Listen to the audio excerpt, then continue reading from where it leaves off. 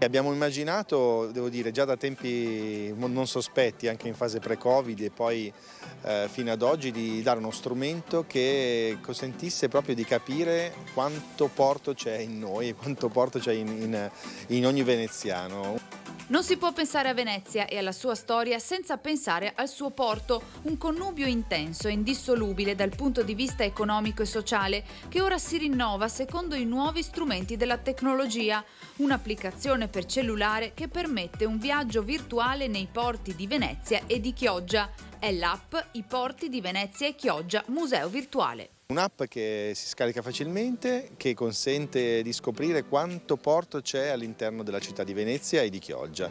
Tra l'altro è molto bello perché vale sia per gli adulti, perché ci sono dei contenuti anche storici molto interessanti, con un paragone immediato tra quello che era il porto di ieri e il porto di oggi, e anche una fase più di gioco per i bambini, perché per imparare giocando. Presentata alla torre di Porta Nuova dell'Arsenale nella cornice del Salone Nautico, l'app permette di scoprire i principali punti di interesse legati alle attività dei porti di Venezia e Chioggia attraverso itinerari tematici e interattivi, contenuti testuali, video e curiosità che consentono di immergersi nel passato, conoscere il presente e immaginare il futuro della cultura marittimo-portuale veneta.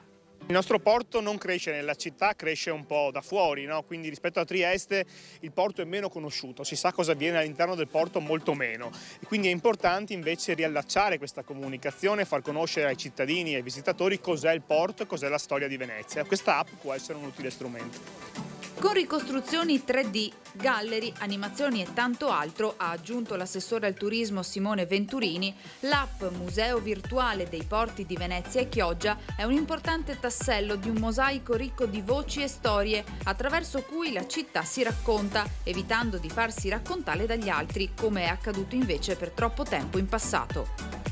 Devo dire è molto interessante ed è una delle iniziative che abbiamo portato avanti con il Comune e la città metropolitana in questi ultimi tempi. Abbiamo fatto un accordo per introdurre un modulo portuale negli insegnamenti delle scuole elementari.